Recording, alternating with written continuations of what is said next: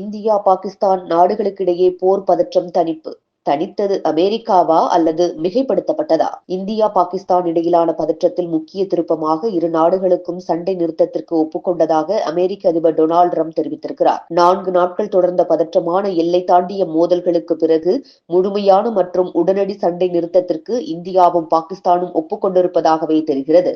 அணு ஆயுதங்களை வைத்திருக்கும் இரு நாடுகளுக்கும் இடையில் சமாதானத்தை ஏற்படுத்துவதில் பல்வேறு தரப்பினர் முயற்சிகளை மேற்கொண்டனர்.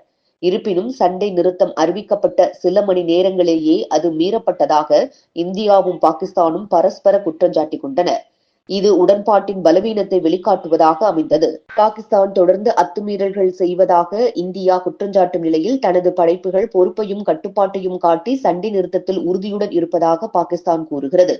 சண்டை நிறுத்தம் தொடர்பாக டிரம்பின் அறிவிப்பு வருவதற்கு முன்பு இரு நாடுகளுக்கு இடையிலான சண்டை முழு போராக மாறுமோ என உலக நாடுகள் அஞ்சின. ஜம்மு காஷ்மீரின் பெஹல்காமில் 26 சுற்றுலா பயணிகள் கொல்லப்பட்ட கொடிய தீவிரவாத தாக்குதலுக்கு பிறகு பாகிஸ்தான் மற்றும் பாகிஸ்தான் நிர்வாகத்திற்கு உட்பட்ட காஷ்மீருக்குள் வான்வழி தாக்குதல்களை நடத்தியது இந்தியா. இதனையடுத்து இரு நாடுகளுக்கு இடையே வான்வழி சண்டைகள் அதிகரித்த நிலையில் தங்கள் விமானப்படை தளங்கள் மீது ஏவுகணை தாக்குதல் நடத்தப்பட்டதாக இரு நாடுகளும் பரஸ்பரம் குற்றஞ்சாட்டின. இரு நாடுகளும் கடுமையான சொற்போரிலும் ஈடுபட்டனர். தாக்குதல்களை தடுக்கும் அதே வேளையில் எதிரி நாட்டிற்கு பெரும் சேதத்தை ஏற்படுத்தியதாகவும் இரு நாடுகளும் தெரிவித்தன. இந்த நிலையில் அமெரிக்காவை தவிர பிரிட்டன் மற்றும் சவுதி அரேபியாவும் பதற்றத்தை தணிக்க முயற்சித்தனர்.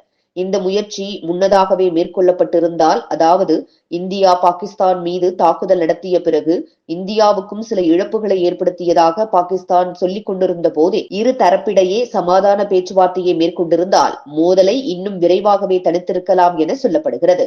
ஆனால் தொடக்கத்தில் இந்த சண்டையில் அமெரிக்கா தலையிடாமல் தள்ளி இருந்தது.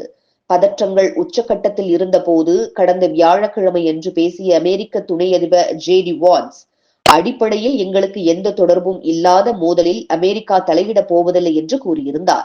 இந்த நாடுகளை நாங்கள் கட்டுப்படுத்த முடியாது. அடிப்படையில் இந்தியா பாகிஸ்தானிடம் பிடிவாதத்தை கொண்டிருக்கிறது. ஆயுதங்களை கீழே போடுமாறு இந்தியாவிடம் அமெரிக்கா சொல்ல முடியாது. பாகிஸ்தானிடமும் ஆயுதங்களை கீழே போடச் சொல்ல முடியாது. எனவே ராஜ்ஜிய வழிகள் மூலம் இந்த விஷயத்தில் தொடர்ந்து முயற்சி செய்ய போகிறோம் என கூறியிருந்தார். இந்தியா மற்றும் பாகிஸ்தானின் இரு தலைவர்களையும் நன்கு அறிவேன். அவர்கள் பிரச்சனையை சரி செய்வதை பார்க்க விரும்புகிறேன். அவர்கள் நிறுத்துவதை நான் பார்க்க விரும்புகிறேன். அவர்கள் இப்போது நிறுத்த முடியும் என்று நம்புகிறேன் எனவும் ட்ரம்ப் கூறியிருந்தார். தனது பங்கை அமெரிக்கா மிகைப்படுத்தி பேசினாலும் சரி, இந்தியாவும் பாகிஸ்தானும் அமெரிக்காவின் பங்கை குறைத்து பேசினாலும் சரி, இந்தியா பாகிஸ்தான் மோதல்களில் அமெரிக்காவின் பங்கு எப்போதும் போலவே இப்போதும் முக்கியமானது என்றுதான் சொல்ல வேண்டும்.